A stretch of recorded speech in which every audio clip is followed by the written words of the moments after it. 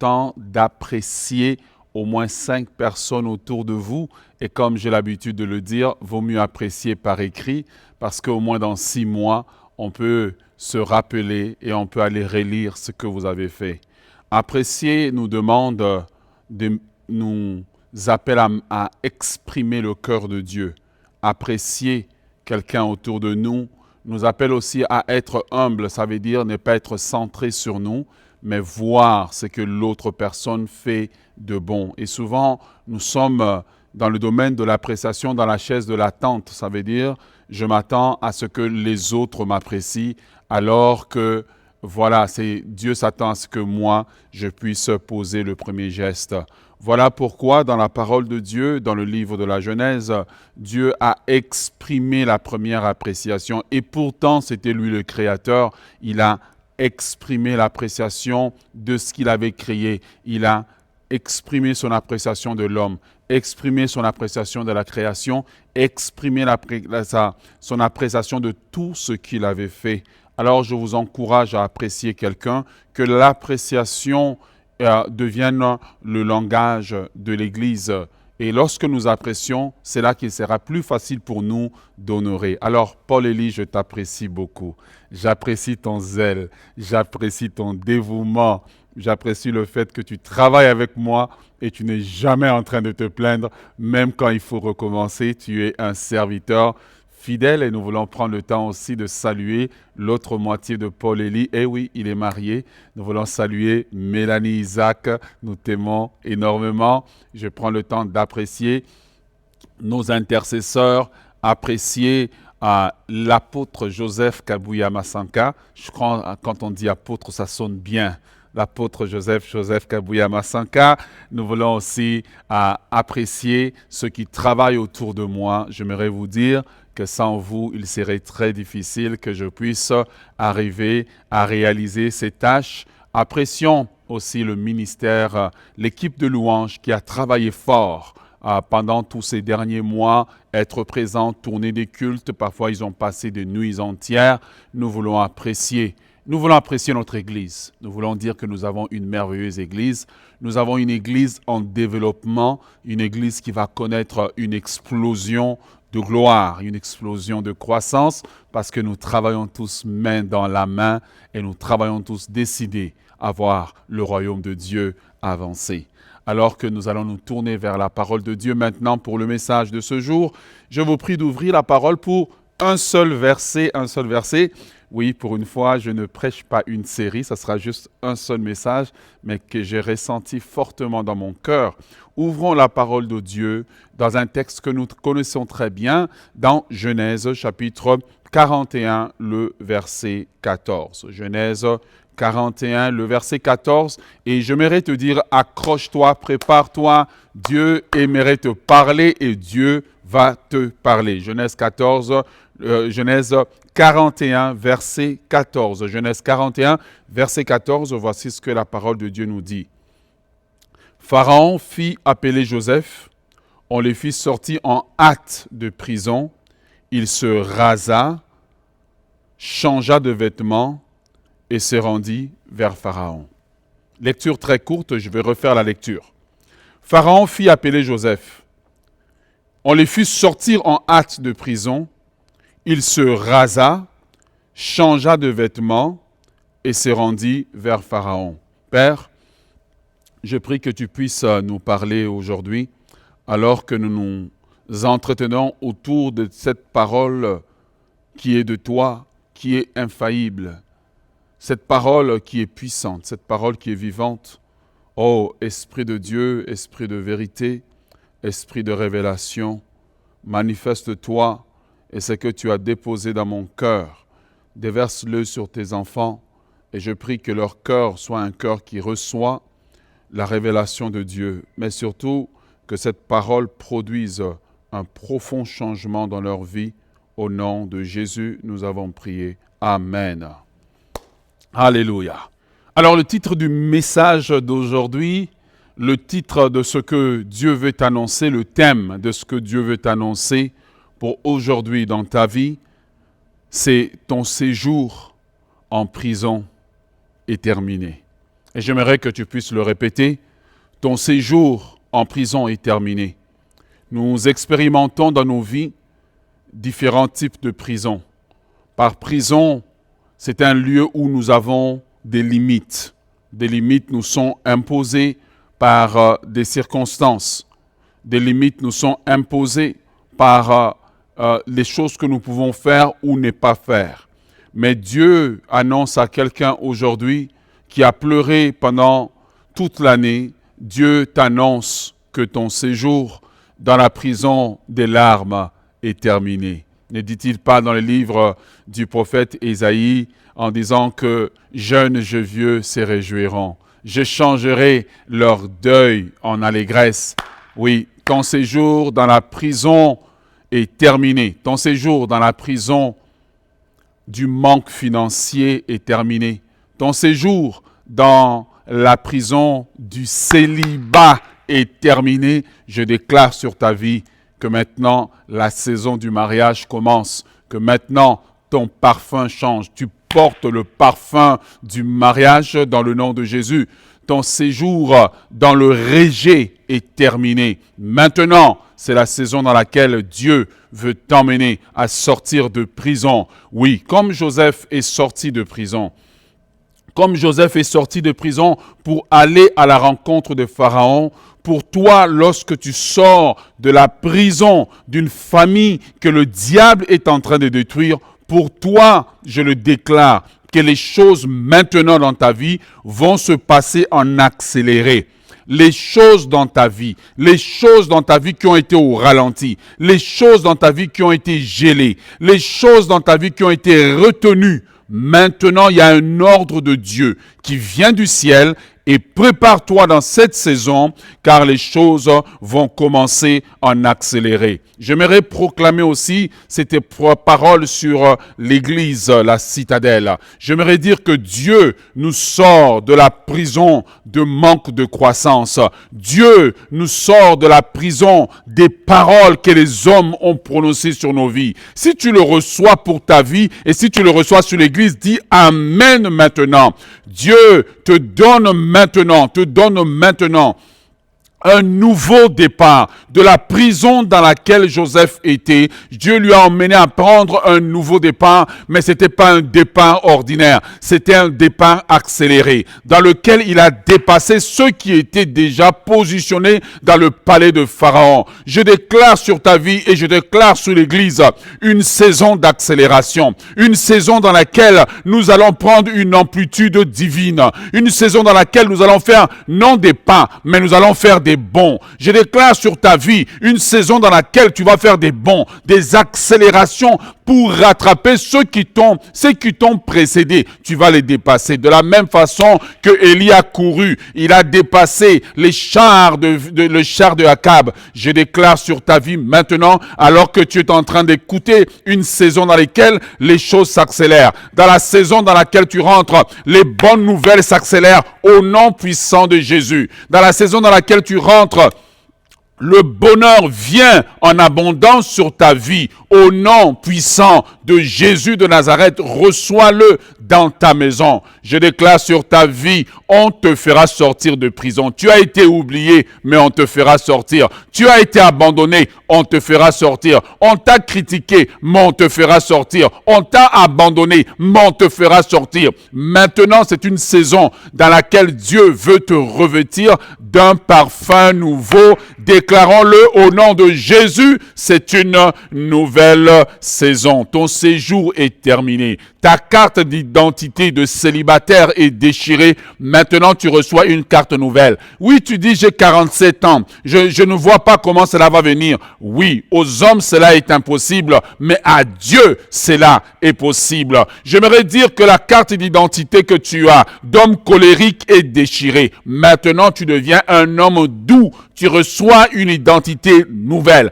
De la même façon que en allant en prison, on a donné à Joseph une identité nouvelle. En sortant, une identité nouvelle lui a été donnée. Reçois une identité nouvelle au nom puissant de Jésus de Nazareth. Alléluia. Merci Seigneur. Que Dieu te touche là où tu es. Que Dieu te touche là où tu es. Que Dieu te visite là où tu es. Ton séjour est terminé. Ton séjour dans les larmes est terminé. Ton séjour dans le découragement est terminé. Tu as déposé plusieurs CV et tu as l'impression que tu as tellement fait d'entrevues que tu connais tous les intervieweurs de la ville. Mais j'aimerais te dire, il y a encore un entretien que tu dois avoir. Alléluia. En prison, Joseph a eu plusieurs entretiens. Tu sais, cette histoire de Joseph, nous la connaissons, mais Dieu veut encore te reparler dessus. Joseph a eu plusieurs entretiens en prison. Il a eu, pour ce qui nous est raconté, il a eu l'entretien avec les chefs de prison, il est resté en prison. Il a eu l'entretien avec les chansons, il est resté en prison. Il a eu l'entretien avec le panetier, il est resté en prison. Mais Dieu va créer un entretien qui va changer ta vie. Dieu va créer un entretien qui va changer ta vie. Et j'aimerais que nous soyons maintenant, en entrant dans cette saison, dans une attente de l'extraordinaire de Dieu, dans une attente du miraculeux de Dieu, dans une attente de la visitation divine, dans une attente de quelque chose de spécial. Déclare avec moi, dans cette nouvelle saison, quelque chose de spécial va arriver. Dans cette nouvelle saison, quelque chose de spécial est en route. Dans cette nouvelle saison, quelque chose de spécial est en train de m'arriver. Dans cette saison, je ferai un accident avec ma bénédiction. Ma bénédiction va, comme on disait quand on était petit, ma bénédiction va me tamponner. Ma bénédiction va me tamponner. Sur ma vie est mis le cachet de Dieu. Le séjour de Joseph en prison. Une lecture assez spéciale que j'aimerais que tu puisses comprendre. Premièrement, comprenons la vie de Joseph, afin de comprendre comment Dieu l'emmène à connaître une nouvelle saison. La vie de Joseph n'est pas différente de la vie de beaucoup de gens. En fait, la vie de Joseph est une vie qui ressemble à la vie de plusieurs personnes. Lorsqu'on regarde la vie de Joseph, en fait, c'est une succession de malheurs. La vie de Joseph est une succession de malheurs. Et en fait, c'est comme si il connaît plusieurs prisons, car lorsque le diable connaît la destinée d'un homme, le diable s'arrangera toujours pour mettre tout un système pour que l'homme ne parvienne pas à ce que Dieu a pour lui. Mais je déclare sur ta vie que toutes les prisons dans lesquelles le diable t'enferme, dans lesquelles les hommes t'enferment, oui, tu vas t'en sortir. Même si on t'a enfermé dans une prison appelée manque d'honneur, tu seras honoré dans cette nouvelle saison. La première chose qui arrive à Joseph, c'est que Joseph va perdre sa mère quand il était jeune.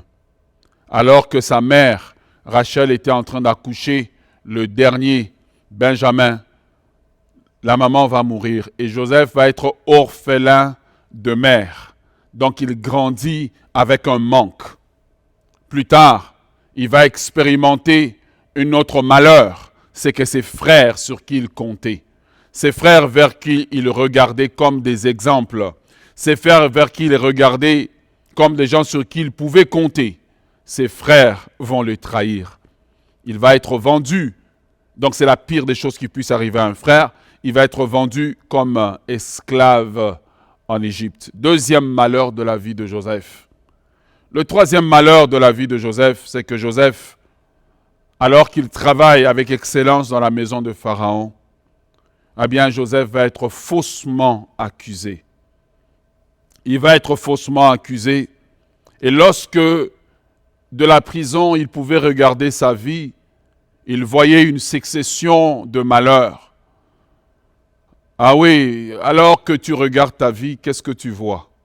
Est-ce que tu vois la succession des malheurs, la succession des problèmes? Et quand nous regardons nos vies, quand tu regardes ta vie, tu vois l'oncle qui t'a abandonné. Tu vois peut-être le père qui aurait dû payer tes études, qui n'a pas payé. Tu vois peut-être l'homme qui devait te marier, mais qui ne t'a pas marié.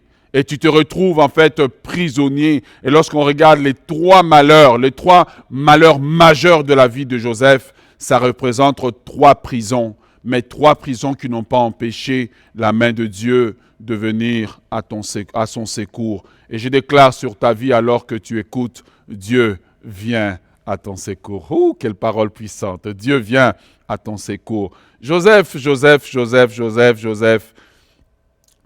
pense que parce qu'il est en Égypte, Dieu ne le voit pas, mais Dieu le voit. Tu penses que parce que tu pleures en cachette, Dieu ne te voit pas, Dieu te voit. Tu penses que parce que tu n'as pas raconté à ta femme le fait que tu ne travailles pas depuis un certain temps alors que tous les matins tu sors, tu fais semblant comme si tu travaillais. Tu penses que Dieu ne t'a pas vu, mais Dieu te voit. Ce qui est merveilleux avec Dieu, c'est que lorsque nous passons par des temps où nous sommes abandonnés, Dieu nous voit. Lorsque nous passons par des temps où nous sommes délaissés, Dieu nous voit. Lorsque nous passons par des temps où les hommes ne s'intéressent pas à nous, Dieu nous voit. Alors que Joseph est dans cette prison en tant qu'orphelin, prison en tant qu'homme trahi par ses frères, prison en tant qu'homme trahi par la femme de son patron, Joseph se retrouve là avec l'impression que Dieu ne le voit pas. Mais je suis venu rassurer quelqu'un aujourd'hui. Sèche tes larmes parce que Dieu te voit. Sèche tes larmes parce que ton histoire va bientôt basculer. Sèche tes larmes parce que ton histoire va bientôt changer. Bientôt, tes larmes vont se changer en cris de joie. Bientôt, tes larmes vont se changer en cris de joie. Ce qui te semble impossible n'est pas impossible à Dieu. Je suis venu parler prophétiquement sur la vie de quelqu'un pour dire: tes prisons sont nombreux, tes déceptions sont nombreux, tes échecs sont nombreux, tes larmes sont nombreuses. Mais j'aimerais te dire que Dieu est en train de préparer ta sortie de prison et tu sortiras avec brio et avec acclamation du jury, car personne ne comprendra par où Dieu est passé pour te sortir. Laisse-moi te parler des hommes qui ont vécu des temps difficiles. La Bible nous dit dans le livre des Actes des Apôtres que Pierre était en prison et la prison avait trois portes qu'il fallait passer, 3 barrières qu'il fallait passer. Et l'église était en prière. Et alors qu'ils étaient en train de prier, l'ange de Dieu est entré directement dans la prison et Pierre est sorti de prison. De la même façon que Pierre est sorti de prison, tu sortiras aussi de prison. Alléluia. Mais le grand problème ici, dans la vie de Joseph, comme dans la vie de la plupart d'entre nous, n'est pas tant ce qui nous arrive, mais comment nous interprétons ce qui nous arrive. Frères et sœurs dans le Seigneur, je peux en parler parce que j'ai traversé pas mal de temps des circonstances difficiles. Et quand nous traversons des circonstances difficiles, plusieurs interprétations peuvent venir à nous. Et nos interprétations peuvent faire que notre prison dure plus longtemps. Nos interprétations peuvent faire que nous ne sortons pas de notre condition. Et ce que j'aimerais t'appeler aujourd'hui, c'est à jeter un regard nouveau sur ta situation. Même si ta situation est impossible, ce n'est pas impossible à Dieu. Sèche tes larmes.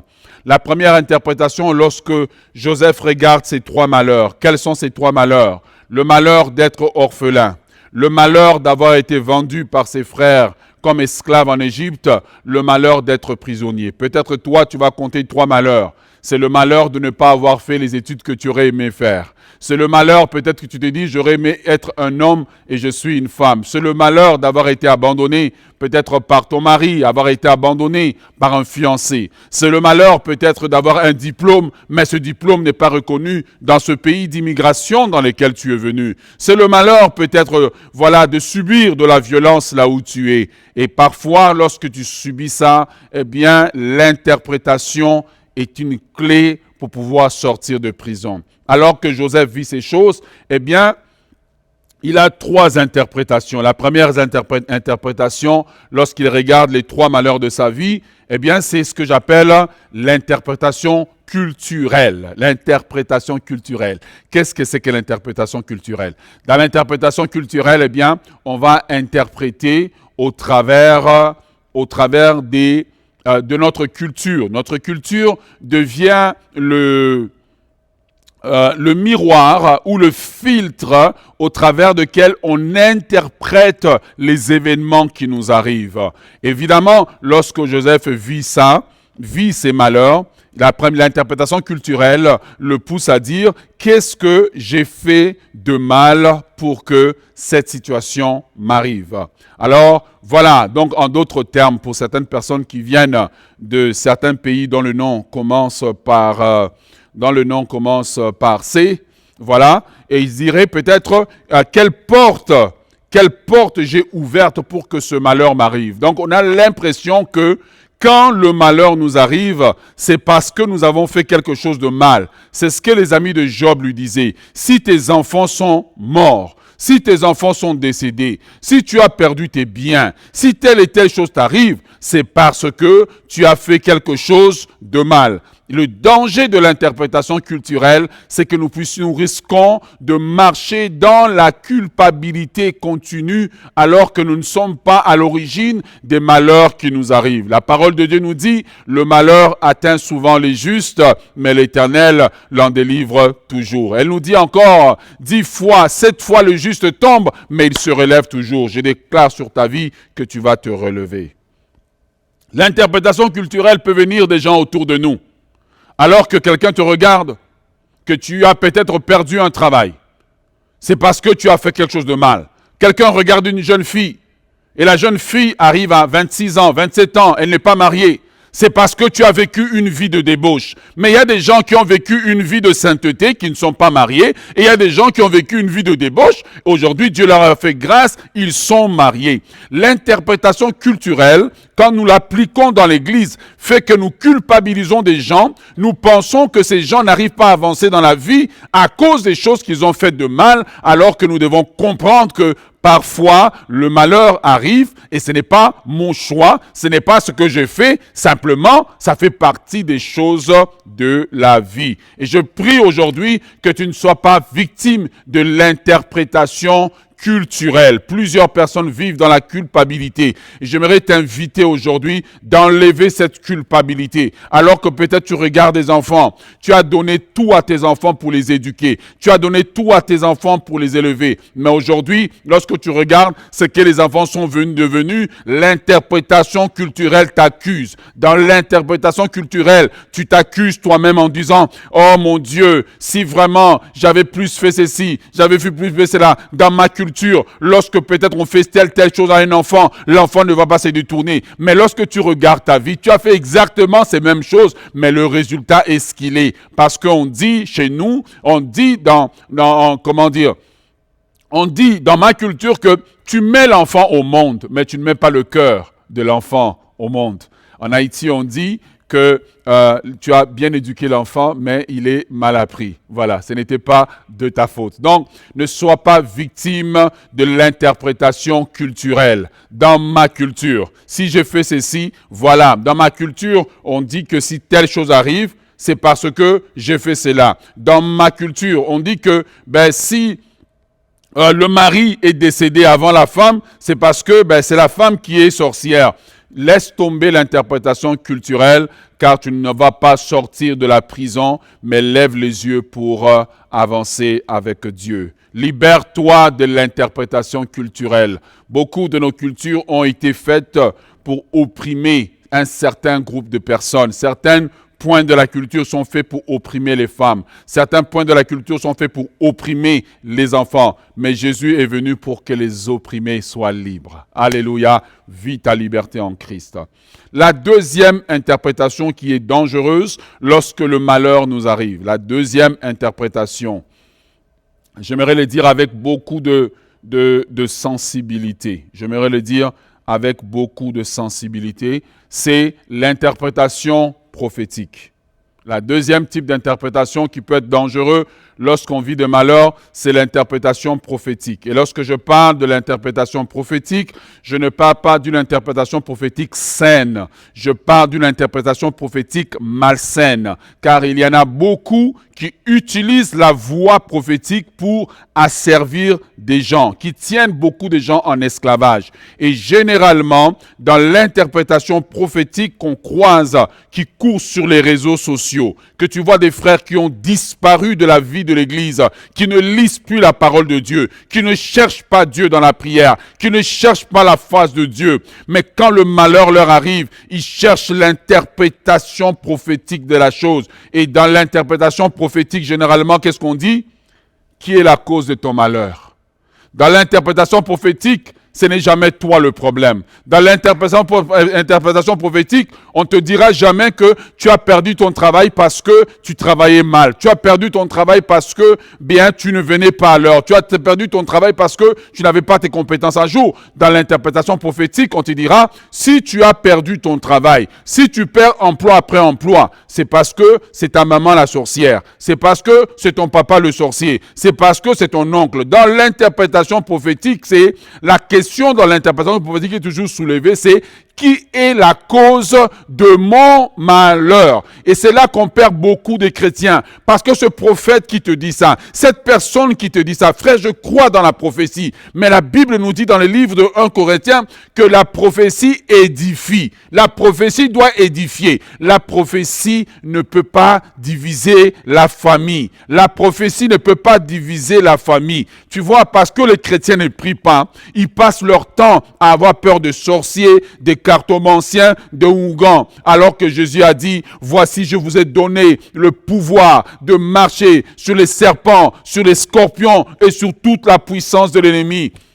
Je me pose souvent la question, où est cette génération des chrétiens qui faisaient trembler l'enfer? Où est cette génération des chrétiens qui faisaient trembler les sorciers? Quand les chrétiens, à une certaine époque, se levaient, c'est les sorciers qui fouillaient, c'est les sorciers qui tombaient, c'est les sorciers qui tremblaient. Mais aujourd'hui, il semble que les chrétiens sont tellement vides de la puissance de Dieu que quand on leur dit, un sorcier est là, ils tremblent, ils pensent que si peut-être quelqu'un de sa famille est sorcier, que cette personne peut bloquer ta vie. Qu'il n'en soit pas ainsi de ta part. Ne sois pas victime de l'interprétation prophétique. L'interprétation prophétique t'enlève toute forme de responsabilité. L'interprétation prophétique cherche autour de toi. C'est de la faute de qui? Tu vois, ce n'est plus de ta faute, c'est toujours la faute de quelqu'un autour de toi. Et la prophétie, dit la parole de Dieu, elle est là pour édifier, elle n'est pas là pour diviser, elle n'est pas là pour accuser, mais elle est là pour bâtir, pour édifier. Voilà pourquoi Paul dit aspirer à tous les dons, mais surtout au don de la prophétie. Pourquoi au don de la prophétie? Pour pouvoir édifier, encourager. Dans l'interprétation prophétique, plusieurs y ont laissé des milliers et des milliers de dollars. Plusieurs y ont laissé beaucoup d'argent. Parce que quand on a fini de te prophétiser, eh bien, ou avant qu'on te prophétise, on va te dire envoie telle somme d'argent. Envoie telle somme d'argent et généralement, on va te dire ce que tu veux entendre. Plusieurs de ces prophéties sont des prophéties qui sont fabriquées. Mais tu peux entendre la voix de Dieu toi-même si tu apprends à chercher Dieu dans les secrets. Et parfois, lorsque le malheur nous frappe comme il a frappé Joseph, on veut chercher qui est la cause de mon malheur. Qui est la cause de mon malheur? Qui est celui qui bloque ma vie? Qui est celui qui arrête mes affaires? Pourquoi je vais en entreprise et mon entreprise ne fonctionne pas? Mes entreprises ne fonctionnent pas. Mais peut-être parce que tu n'as pas pris de cours en gestion d'entreprise. Peut-être que tu n'as pas pris le cours en finance. Peut-être que tu es responsable dans tes finances. Peut-être que tu n'as pas arrangé ton bureau de crédit. Il y a plusieurs causes. Mais dans l'interprétation prophétique, je deviens automatiquement irresponsable. Ça devient les autres qui sont responsables. Voilà pourquoi aujourd'hui, on trouve plusieurs chrétiens. Ils n'aiment pas prier. Ils n'aiment pas chercher Dieu. Ils n'aiment pas jeûner. Ils n'aiment pas chercher la face de Dieu. Tout ce qu'ils aiment, c'est être sur une ligne quelque part où quelqu'un va leur dire des choses sur leur vie. Et généralement, cette personne est même en train de deviner. Je prie que tu ne sois pas piégé par l'interprétation prophétique. Mais la parole de Dieu nous dit dans le livre de Jérémie, vous me chercherez et vous me trouverez si vous me cherchez de tout votre cœur. Alléluia. Vous me chercherez et vous me trouverez. Je prie que tu cherches Dieu et que tu le trouves lorsque tu le cherches de tout ton cœur. Alléluia. L'interprétation numéro 3. L'interprétation numéro 3, c'est ce que j'appelle l'interprétation circonstancielle. L'interprétation circonstancielle. Dans l'interprétation circonstancielle, en fait, qu'est-ce qui se passe? C'est que tu regardes ta vie un peu comme Joseph en prison. Tu vois, dans la prison, tu as le temps de regarder ta vie. Et lorsque nous sommes depuis bientôt 1 an dans ce confinement, plusieurs personnes ont eu le temps d'examiner leur vie. D'autres ont examiné leurs enfants, d'autres ont examiné leur mariage, d'autres ont examiné leur carrière, et au travers de ça, il y a une interprétation qui sort. C'est pour cela que je voudrais te parler de l'interprétation circonstancielle. Voilà. Dans l'interprétation circonstancielle, on peut arriver facilement à des fausses conclusions. Quand Joseph regarde, je suis né, ma mère est morte. J'ai grandi avec mes frères, ils ne m'ont jamais aimé. D'ailleurs, ils m'ont vendu comme esclave en Égypte. En Égypte, là, j'ai beaucoup souffert. Quand j'ai commencé à réussir un peu, automatiquement, j'ai été vendu. J'ai été mis en prison pour quelque chose que je n'ai même pas fait. Conclusion de l'interprétation circonstancielle. Il y a un malheur dans ma vie. Voilà pourquoi tu trouves beaucoup de chrétiens qui voient des malédictions partout et qui ne comprennent pas que la parole de Dieu nous dit que toute chose concourt au bien de ceux qui aiment Dieu. Je ne dis pas qu'il ne peut pas y avoir, mais quand le chrétien vit constamment en train de voir la malédiction et le malheur partout, alors il tombe dans une interprétation biaisée de sa vie. Est-ce que tu es avec moi aujourd'hui? Il tombe dans une interprétation biaisée de sa vie parce qu'il l'interprète selon son regard à lui, il l'interprète selon les circonstances de sa vie. Et cette interprétation détermine son comportement. Frères et sœurs dans le Seigneur, je prie Dieu que tu ne sois pas victime de l'interprétation circonstancielle, mais que tu pries Dieu. Seigneur, parle-moi. Est-ce que tu es derrière cette chose qui m'arrive? Seigneur, montre-moi, Seigneur. Montre-moi. Car parfois, lorsque le malheur nous arrive, Dieu peut être derrière cela parce que derrière ce malheur, il prépare une meilleure chose pour toi. C'est quand Saül a perdu les ânesses de son père. Quand Saül a perdu les ânesses, c'était un malheur. Mais derrière ce malheur-là, Dieu avait préparé le chemin de la royauté pour lui. David se retrouve devant Goliath. Le combat semble un malheur, mais derrière le malheur du combat se cache la royauté. Je prie Dieu que tu comprennes que derrière ce que tu traverses qui semble difficile, se cache quelque chose de glorieux, se cache un avenir glorieux, se cache une bénédiction. Peut-être derrière un fiancé, peut-être ça fait le troisième qui te quitte. Derrière ce dernier départ, se cache un homme de qualité qui vient te rechercher. Ne vois pas le malheur simplement dans ta vie, mais vois la main de Dieu qui te dirige, la main de Dieu qui derrière les circonstances négatives, Dieu peut préparer quelque chose de meilleur. Mais lorsque tu regardes ta vie, au travers de l'interprétation circonstancielle, tu ne fais que voir le malheur. Tu ne fais que tirer des conclusions de tes malheurs comme étant des finalités. Avec Dieu, même un malheur n'est pas une finalité, mais un malheur peut être un point de départ. Voilà pourquoi il disait à Israël, je mettrai des fleuves d'eau dans la solitude. Il pouvait dire à Israël que dans cette ville où on entend le cri du chacal, et de hibou, dans cette même ville, on entendra le cri du fiancé et de la fiancée. Une nouvelle saison peut commencer à partir d'un malheur. C'est à partir du malheur du déluge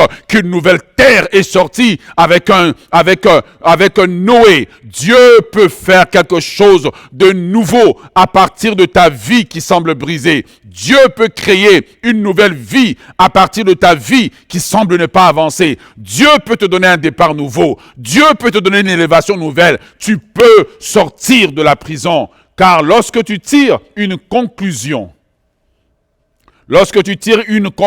par l'interprétation circonstancielle, ça veut dire que tu ne cherches même plus à te battre pour t'en sortir. Tu ne cherches plus à te battre pour t'en sortir. Tout ce que tu fais, c'est que tu t'assieds et tu as tiré une conclusion sur ta vie.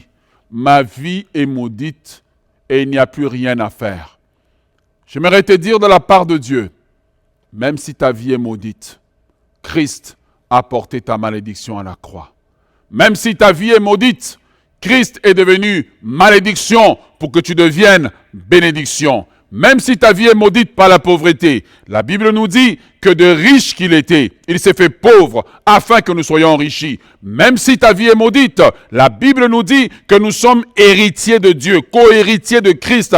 Nous sommes attachés à la promesse d'Abraham. Dieu qui a dit à Abraham, je rendrai ton nom grand, je ferai de toi une grande nation. Tu as l'ADN d'Abraham en toi, tu es béni en Jésus-Christ. La dernière interprétation, c'est ce que j'appelle l'interprétation souveraine. Dans l'interprétation souveraine, c'est l'interprétation des gens de foi, l'interprétation des gens qui ont appris à chercher la face de Dieu, l'interprétation des gens qui ont appris à fléchir les genoux devant Dieu, l'interprétation des gens qui ont appris, selon ce que la Bible nous dit dans Hébreux chapitre 4 ou 6, il nous dit de nous approcher du trône de la grâce afin d'être secourus dans nos besoins. Dans l'interprétation souveraine, je m'approche de Dieu parce que je comprends que Dieu est au contrôle de toutes les saisons de ma vie, les bonnes comme les mauvaises. Car le malheur atteint souvent le juste, mais l'Éternel le délivre toujours. Dans 1 Corinthiens chapitre 11, l'apôtre Paul raconte son histoire. Dans 1 Corinthiens chapitre 11, je vais essayer de le prendre rapidement ici. Et vous allez voir qu'en lisant l'histoire de l'apôtre Paul, si l'apôtre Paul n'avait pas une interprétation souveraine, il aurait l'impression qu'il n'était pas dans la volonté de Dieu. Il aurait l'impression, dans 2 Corinthiens, il aurait l'impression qu'il n'était pas dans la volonté de Dieu. Il aurait l'impression qu'il y a un malheur sur son ministère. Vous savez, il est facile de regarder l'Église qui passe par des temps difficiles, dire il y a une malédiction dans l'Église. Il est facile d'interpréter comme ça. Mais je vous dis que si l'apôtre Paul devait regarder ça, bien il ne ferait rien. L'apôtre Paul nous dit, un texte que j'ai lu dernièrement, écoutez le constat de son ministère. L'apôtre Paul dit, sont-ils ministres, donc 2 Corinthiens, chapitre 11, à partir du verset 23, sont-ils ministres de Christ? Je parle en homme qui exagère. Je le suis encore plus. Par les travaux, bien plus. Par les coups. Donc là, subit les coups. Par les coups, bien plus. Par les emprisonnements. Imaginez-vous un pasteur en prison. Ouh, mon Dieu, ce pasteur est maudit. C'est parce qu'il a fait quelque chose de mal. Il dit, bien plus. Ouais. Souvent en danger, j'ai été lapidé 3 fois, j'ai fait naufrage, j'ai passé 1 jour et 1 nuit dans l'abîme, fréquemment en voyage, j'ai été en péril sur les fleuves, en péril de la part des brigands, en péril de la part de ceux de ma nation, en péril de la part des païens, en péril dans les villes, en péril dans les déserts, en péril dans les mers, en péril parmi les faux frères. Voici la vie de celui que nous respectons comme l'apôtre Paul. Mais son interprétation générale de sa vie était de l'interprétation souveraine. Qu'est-ce que l'interprétation souveraine nous dit? Que toute chose concourt au bien de ceux qui aiment Dieu. Si Paul, dans son temps, devait consulter un de ces fameux prophètes, il lui dira, c'est parce que dans ta vie, il y a ton oncle qui bloque ta vie. Paul dit non. Dieu que je cherche dans le secret, Dieu que je cherche dans le jeûne et prière, Dieu m'a dit au début de mon ministère, je te montrerai ce que tu dois souffrir pour mon nom. Je te montrerai ce que tu dois traverser pour mon nom. Oh, Dieu est avec moi malgré que les circonstances sont contraires. Malgré que je suis en prison, Dieu est avec moi. Dans l'interprétation souveraine, je comprends que ma vie entière est sous le contrôle de Dieu. Même quand le diable vient travailler, il travaille pour moi. Tôt ou tard, Dieu me sortira de la prison. Je le déclare sur ta vie aujourd'hui. Quand je vis à partir de l'interprétation souveraine, je comprends alors que je dois m'approcher à Dieu avec mes problèmes. Mais quand je vis de l'interprétation souveraine, je suis moins sujet à la manipulation de la culture, moins sujet à la manipulation des faux prophètes et des faux serviteurs qui sont nombreux à circuler aujourd'hui sur les réseaux sociaux. Je comprends alors que je ne peux pas interpréter ma vie à partir de mes circonstances. Mais je comprends que mes circonstances sont les instruments entre les mains de Dieu. Un jour, je peux être en bas, mais en bas ne veut pas dire que Dieu m'a abandonné. En bas ne veut pas dire que Dieu m'a délaissé. En bas ne veut pas dire que Dieu n'est pas avec moi. Mais Dieu est avec moi en tout temps. Quand je suis en péril, Dieu est avec moi. Quand je suis lapidé, Dieu est avec moi. Quand je perds l'emploi, Dieu est avec moi. Quand je retrouve un emploi, Dieu est avec moi. Quand je suis en haut, Dieu est avec moi. Quand je suis incompris des hommes, Dieu est avec moi. Quand je comprends ça, alors je commence à activer ma foi pour sortir de la prison. Alléluia. Alors j'aimerais t'inviter à prier avec moi aujourd'hui. J'aimerais t'inviter à prier pour les 3 signes dans ta vie, pour avoir 3 signes de la nouvelle saison, 3 signes qui vont s'activer dans ta vie et qui vont te permettre de sortir de la prison. Prie pour la faveur, prie pour la faveur. Prière numéro 1, prie pour la faveur, prie pour la faveur, prie pour la faveur. Là où la Bible nous dit que quand Joseph est arrivé en prison, la Bible nous dit que Joseph a trouvé faveur. Mais il était en prison. Mais tu vois, quand tu pries pour la faveur, c'est que les circonstances difficiles que tu traverses commencent, même si tu es encore dedans, ça commence à se décanter petit à petit. Tu trouves quelqu'un que tu crois, que tu n'as pas d'argent, mais cette personne veut te faire un prêt. Cette personne veut t'aider. Cette personne veut te faire du bien. Prie aujourd'hui, alors que tu es encore dans cette prison, avant de voir la manifestation de la main de Dieu. Prie pour la faveur divine. Dis à Dieu, pose ta faveur sur moi. Pose ta faveur sur moi. Seigneur, en attendant que tu me délivres, mets ta faveur sur moi. Demande à Dieu que sa faveur visite ta vie. Deuxième prière que tu dois faire. Prie le Seigneur pour que tu rencontres dans cette saison où tu es encore en prison, avant que tu ne t'en sortes, avant que ton séjour ne se termine, des personnes clés. Joseph, dans sa prison, il a rencontré 2 personnes clés. Il a rencontré les chansons. Il a rencontré le panetier. Voilà. Quand le panetier a été pendu, eh bien la Bible nous dit que dans une saison, quand Dieu a décidé que le temps de sortie de prison était terminé, c'était un contact que Joseph avait eu en prison. Ne méprise pas les hommes clés que Dieu te fait croiser dans le malheur. Il y a des hommes comme ça qui traversent nos vies dans des saisons difficiles. Ne les méprise pas parce que tu travailles dans le même emploi que eux. Ne les méprise pas parce que peut-être que dans le travail ils arrivent et ils ont du mal à parler correctement, peut-être la langue française ou l'anglais. Ils ont un handicap qui fait que peut-être que ces gens étaient grands hier et aujourd'hui ils sont en bas. Ne les méprise pas. Prie Dieu pour que tu aies des hommes clés dans ta vie. Prie Dieu pour que tu sois capable de discerner les hommes clés dans ta vie.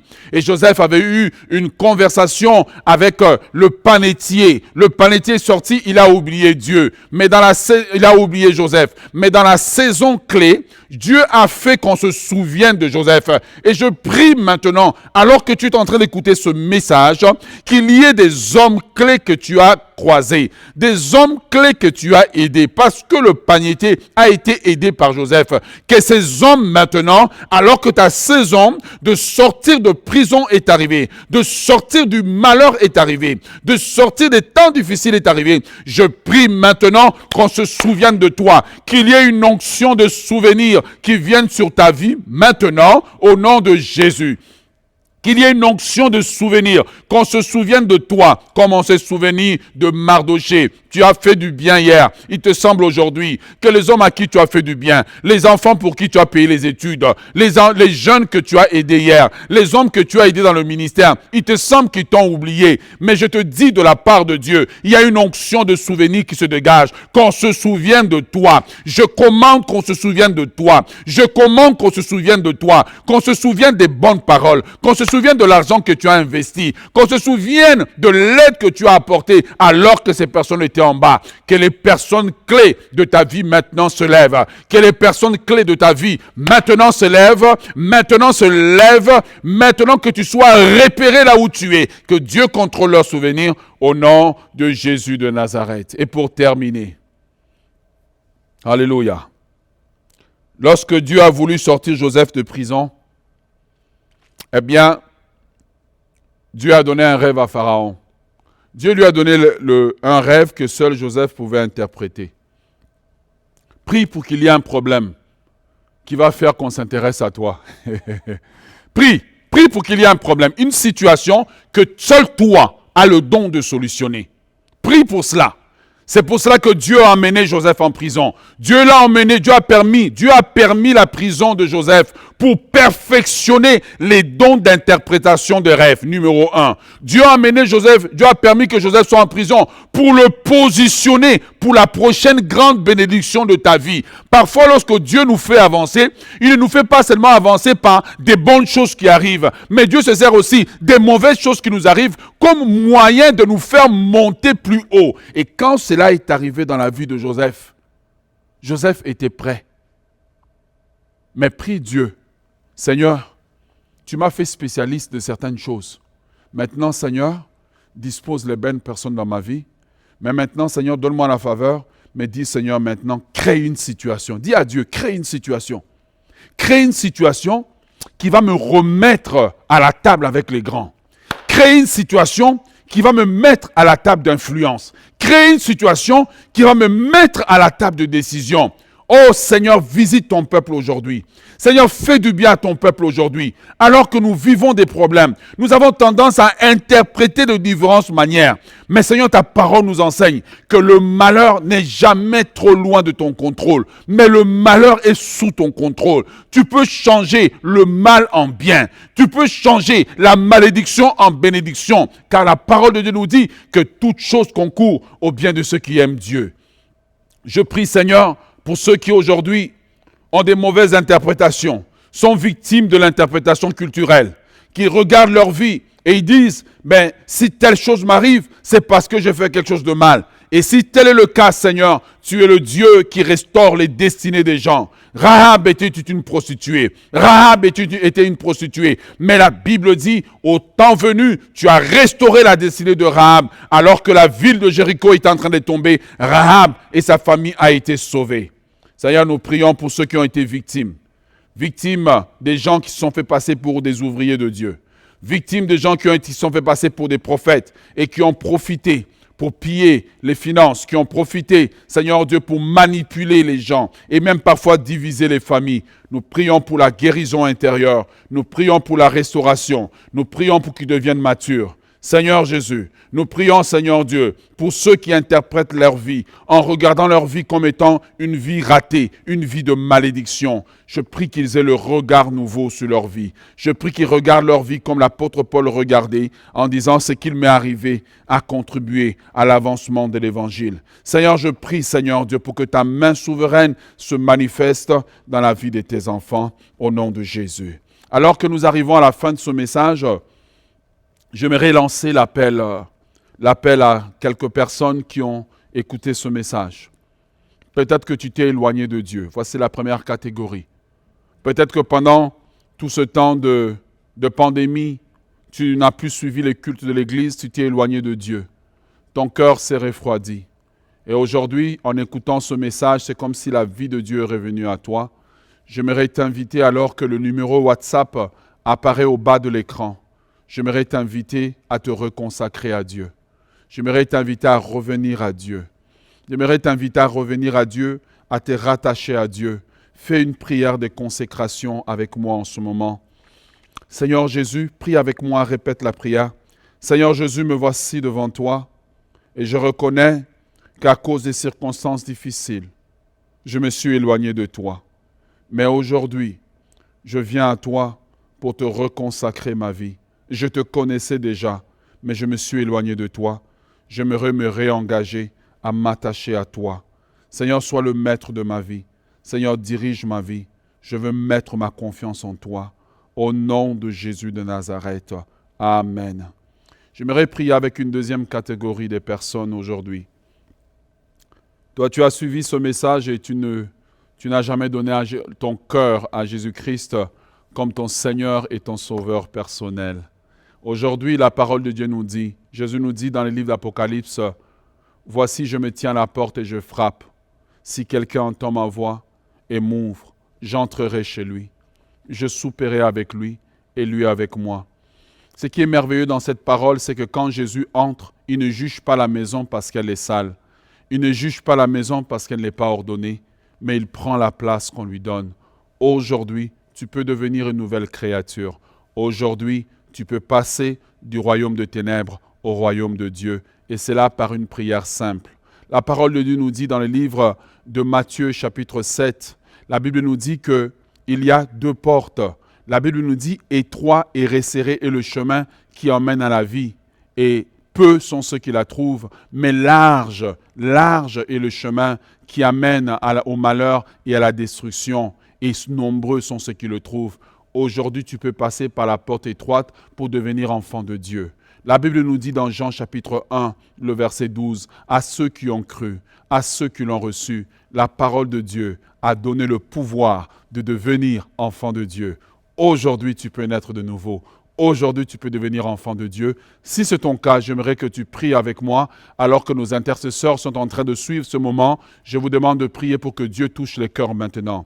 Répète la prière après moi. Seigneur Jésus, je viens à toi. Je reconnais que je suis pécheur. Je reconnais que j'ai fait beaucoup de mal. J'ai vécu dans le péché. Seigneur Jésus, j'ai entendu ta parole. Quelque chose dans le message m'a touché. Aujourd'hui, j'aimerais t'accepter dans ma vie, accepter l'œuvre de la croix, accepter ce que tu as fait à la croix. Je reconnais qu'à la croix, tu es mort pour moi. Tu as donné ta vie pour mes péchés. Tu as donné ta vie pour me donner la vie. J'accepte ton œuvre à la croix. J'accepte, Seigneur, ton sacrifice à la croix. Je te donne ma vie. Aujourd'hui, Seigneur, sois le Seigneur de ma vie, sois le maître de ma vie. Dirige ma vie, je reçois ta vie éternelle et aujourd'hui, je déclare par le don de la vie que je reçois de toi que je suis enfant de Dieu. Merci Seigneur, merci de m'accepter dans ta famille au nom de Jésus. Amen. Si vous avez fait cette prière, je vais vous inviter à écrire au numéro WhatsApp qui apparaît au bas de l'écran. Un de nos coéquipiers pourra communiquer avec vous, prier avec vous. Que Dieu vous bénisse, que Dieu vous fasse du bien. Au nom de Jésus, soyez bénis et passez un excellent dimanche. Je viens à ta source, boire de ton eau, car au fond de moi, j'ai besoin de toi. Comme une biche soupire après les courants d'eau, ainsi mon âme a besoin. Je viens à ta source, Seigneur, je viens à ta source, boire de ton eau, car au fond de moi, j'ai besoin de toi. Je viens à ta source, Seigneur, à ta source, pour boire de ton eau, au fond de moi, j'ai besoin de toi, Père. Et comme une biche, soupire après le courant d'eau, ainsi mon âme, il a besoin de toi. Je viens à ta source, Seigneur, pour boire de ton eau, car au fond de moi, j'ai tant besoin de toi. Et comme une biche, soupire après le courant d'eau, ainsi mon âme a besoin de toi. Il va taire mon âme, il va taire mon âme, il va taire mon âme, il va taire mon âme. J'ai soif de toi, il va taire mon âme, il va taire mon âme, il va taire, car j'ai tant besoin de toi. J'ai tout ce que mon cœur a besoin d'y battre. Les altères mon âme, les altères mon âme, j'ai besoin de toi. Je viens à ta source, boire de ton eau, car au fond de moi, j'ai besoin de toi. Puis comme une biche, soupire après les courants d'eau, ainsi mon âme, il a besoin de toi. Je viens t'associer.